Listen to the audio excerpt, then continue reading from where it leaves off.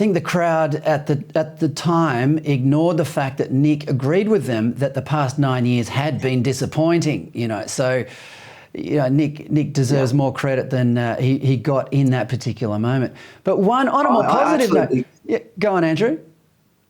No, I was just going to say, I mean, did you watch the Battleground Melbourne live documentary that was put on? And that was a live performance by people affected personally by the draconian lockdowns and mandates in Victoria that Dan Andrews perpetrated on them. There was a lot of emotion in the room by the time Nick and the others came on stage, and I think that exacerbated the response that Nick received. And I think you're right. It was probably unfortunate programming on our behalf, and I apologise to all that was probably not quite the right spot for that discussion, which was supposed to be a well-meaning discussion. Exactly. Yeah. There's a lot of little traps in setting the agenda for these things, because you're right.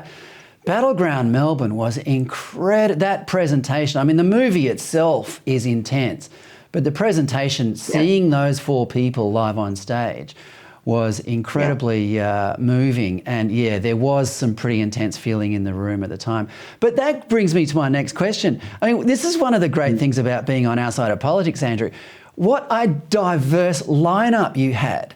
The left likes to think they're into diversity. Talk about a diverse lineup and entertaining. We are the more entertaining side of politics, aren't we? I think so. We can have fun, and we don't.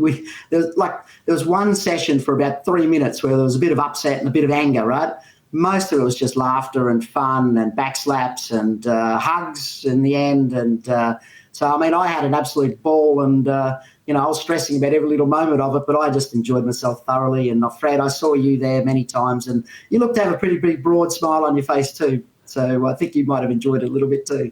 Oh, well, we're all among our own and free to speak our minds, which is not always the case.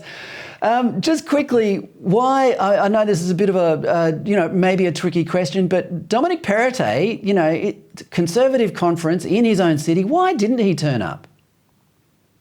Oh, I don't know why he didn't turn up. I mean, I think in fairness to Dom, he's a busy man in his position, and he's got a young family. So I don't think someone like him can turn up to everything. And he sent two marvellous messages, which we played one of them, but you saw the program, right? We didn't have a lot of time, and I thought that was very generous. The one thing I'd say, Fred, when I looked at Dom's messages and what he said and how he looked and how comfortable he looked feeling it, I just yearned for that man to get in front of the TV and give himself over. And, the belief system, I think, that's within Dom Perrottet, we haven't seen that yet. And I think he's got a small window of time to bring that out in front of the New South Wales population. I really do hope he does, because I think intellectually he's one of ours. Well, maybe you can offer him a headline spot for next year, Andrew.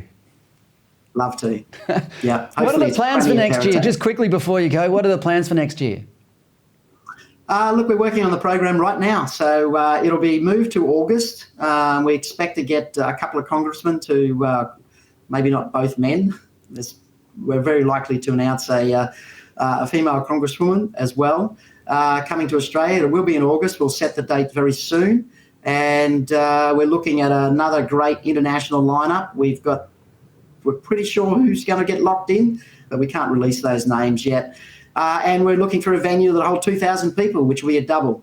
And, our stated ambition is to get to 5,000 people at one of these events within 5 years. And I'm absolutely determined to do it. And if I read the room that was there and the attendees, everyone's going to be bringing friends and family along. So I'm absolutely convinced that we'll hit our goal, and it may not even take us 5 years. So, good on you, I'm Andrew. excited, Fred. I hope you're there too, mate. I'll be there. Good on you, Andrew. Thanks so much.